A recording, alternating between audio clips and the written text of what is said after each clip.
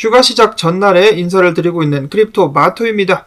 오늘부터 시작해가지고 대략적으로다가 6월 24일 혹은 25일 정도까지 휴가를 다녀올 예정이고요. 그 중간중간에 원래는 영상을 좀 만들려고 했었는데 제가 휴가 기간 동안에 영상을 만들 수 있을 만큼 조용한 공간을 찾을 수 있을지 있다라면은 만들 수 있을 것인데 아니면은 좀 힘들 것 같습니다. 휴가 동안에 저는 가족들과 시간을 보내고 무엇보다 제 채널과 미래에 대해서 좀 생각을 해보려고 합니다. 다음 불장 때 은퇴할 수 있으면 얼마나 좋을까요?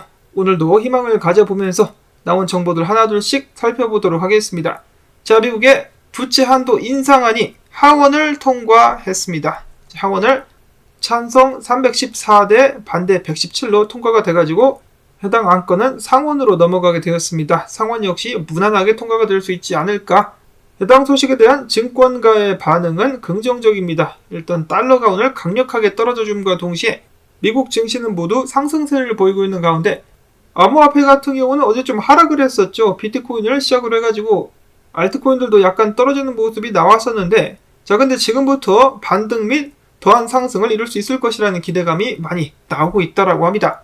주말 동안에 좋은 모습들을 기대를 해보면서 나온 소식들을 하나둘씩 살펴보도록 하겠습니다. 미국의 지난주 실업급여 신규 신청 숫자 수는 23,200건으로 2,000건 증가했습니다.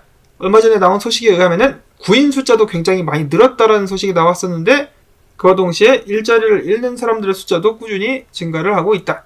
미국의 노동시장이 이렇게 흘러가고 있는 가운데 데이터를 보고 판단하겠다라고 이야기를 했었던 연준. 과연 이번 달에 금리 관련해가지고 어떤 선택을 하게 될 것인가?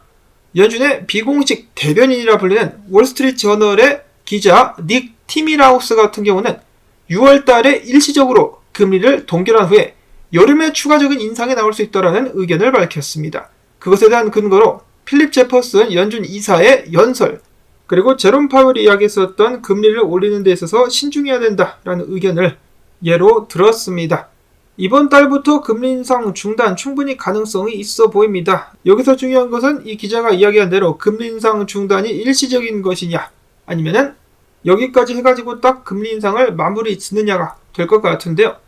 경제학자이자 암호화폐 분석가로 알려진 알렉스 크루거 같은 경우는 이야기하기를 연준의 금리 인상은 이제 마무리 단계이며 내가 봤을 때 12월 달 정도부터 해가지고 올해 말부터 해가지고 금리를 인하할 가능성이 높다. 자, 그도 그럴 것이 내년에 대통령 선거가 있으니까 이제 살살 인하를 하게 될 수도 있겠죠. 자, 그렇게 되면은 이를 예상한 시장은 빠르면 8월부터 본격적인 상승을 보여줄 수 있을 것으로 예측한다라고 밝혔습니다.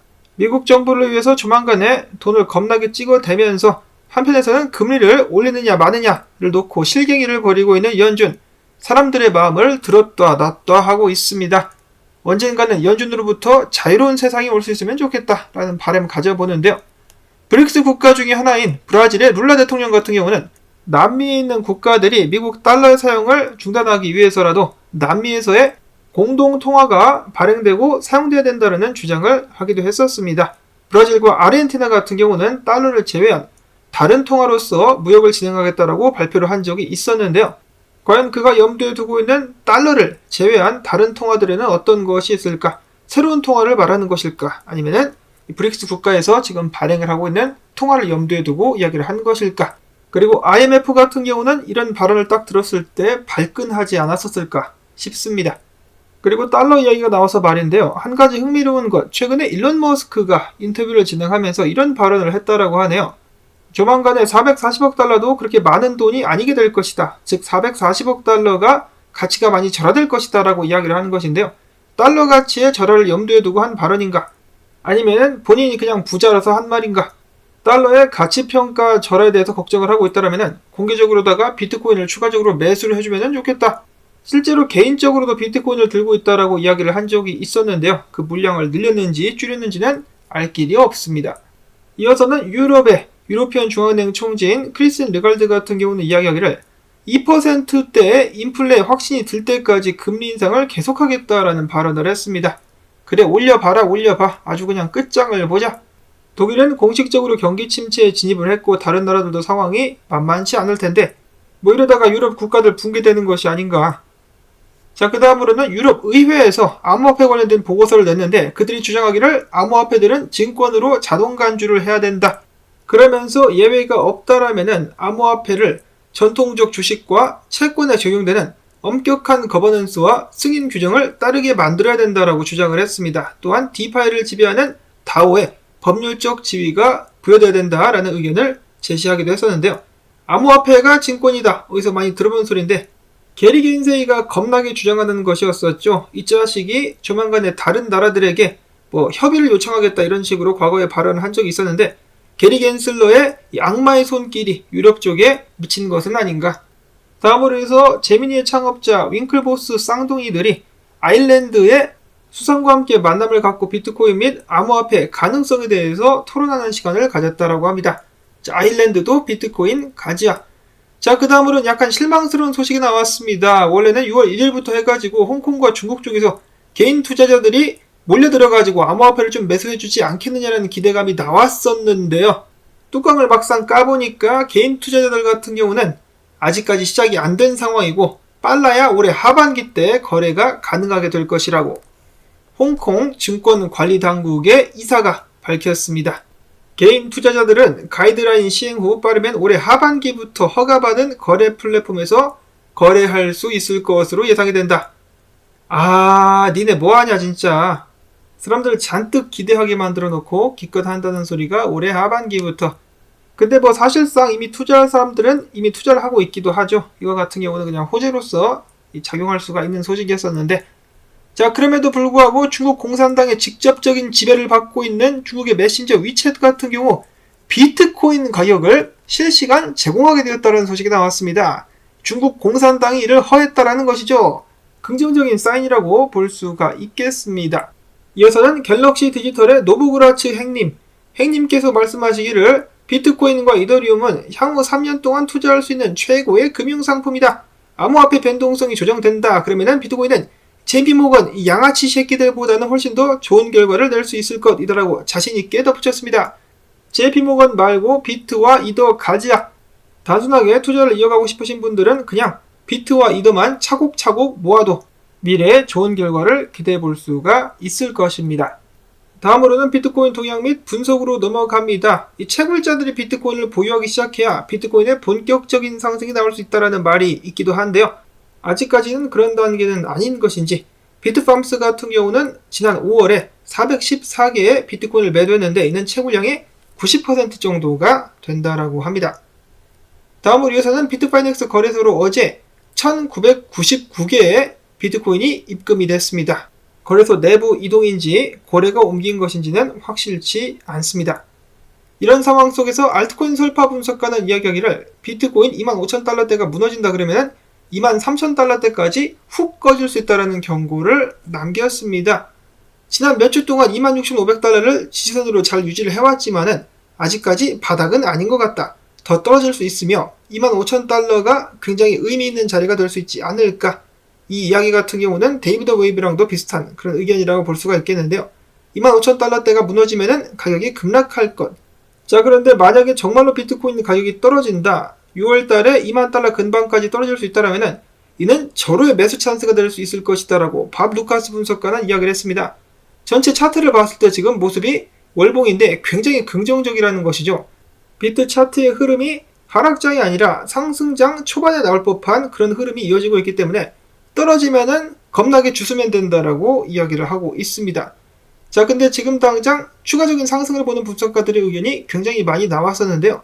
자, 일단 오늘 미국 증시와 금, 이 둘이 가격이 상승하고 있는 동시에 달러 같은 경우는 푹 꺼지고 있죠. 그렇기 때문에 비트코인도 조만간에 큰 상승 보여줄 수 있지 않겠느냐라는 희망적인 상황. 로만 분석가 같은 경우는 이야기하기를 자 봐라. 가격이 떨어지면서 지금 볼륨도 함께 빠지고 있다. 조만간에 큰 상승 나오지 않겠느냐. 나는 롱을 때리기 위해서 준비하고 있다라고 이야기를 했습니다. 자, 그 다음에 제리라는 분석가 같은 경우는 이런 식으로다가 해가지고 비트코인이 조만간에 30,000달러까지 떡상할 수 있을 것. 이라는 긍정적인 의견. 하락형 수익이 결국은 바닥에서 지지 구간을 지켜준 비트코인이 상승할 수 있지 않겠느냐. 지난 5월 월봉 마감된 것을 봐도 추가적인 상승을 짐작해 볼 수가 있겠다. 긍정적인 상황이다라는 분석들 이어지고 있습니다.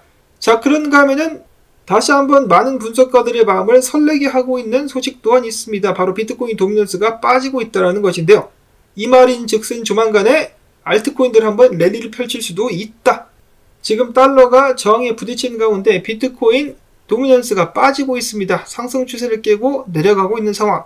이대로 쭉 떨어져 준다면 자금들이 알트코인들로 흘러 들어가게 되면서 신나는 알트코인 펌핑을 경험해 볼 수가 있겠다는 것이죠. 꾀꾀 오리 선생이 가장 지금 현재 좋아하고 있는 라이트코인 같은 경우 사방팔방 가운데서 역 헤드앤숄더가 목격이 되고 있다. 떡상 가즈아라고 외치고 있었고 라이트코인 지금 성적이 굉장히 괜찮습니다. 자, 이런 상황 속에서 이더리움 같은 경우도 사토시 차트상 조만간에 큰 힘을 발휘할 법한 그런 모습을 보여주고 있습니다. 뚫고 올라가게 된다면 비트코인 대비해가지고 좋은 성적을 거둘 수 있겠다. 기대감 계속해서 나오고 있는 것이죠. 그리고 이더리움이 상승하게 되면 알트코인들도 따라갑니다.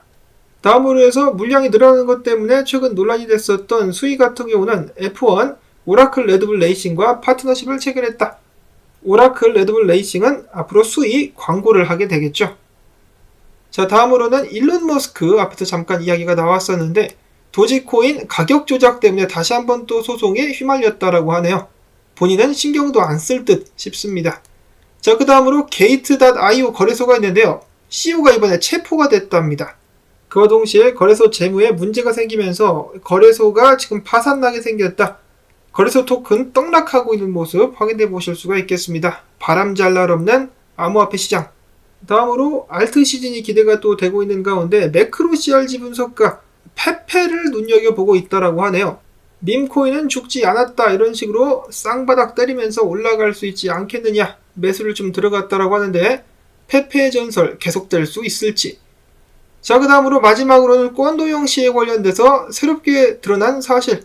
권도영이 같은 경우는 그 전부터 소송에 계속해서 휘말렸었는데요. 3년 전 소송 때마다 어마어마하게 화려한 변호인단을 고용할 수 있었다라고 합니다. 자, 이 때문에 그가 엄청나게 많은 자금을 은닉하고 있는 것이 아닌가. 특히 굉장히 많은 비트코인을 꽁쳐뒀을 것이다 라는 의혹들을 받고 있습니다. 최근에 그가 미국 사법부에 대해서 요청한 건을 진행했을 때도 어마어마한 변호인단이 이름을 올리기도 했었다라고 하는데요.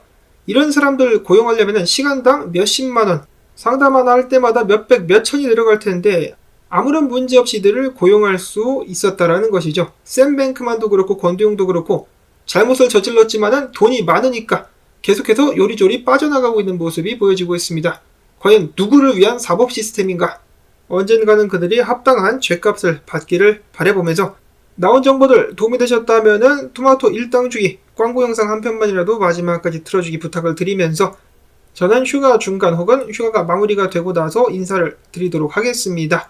여러분들 그때까지 건강하시고 행복하시기를 바랍니다. 안녕히 계십시오.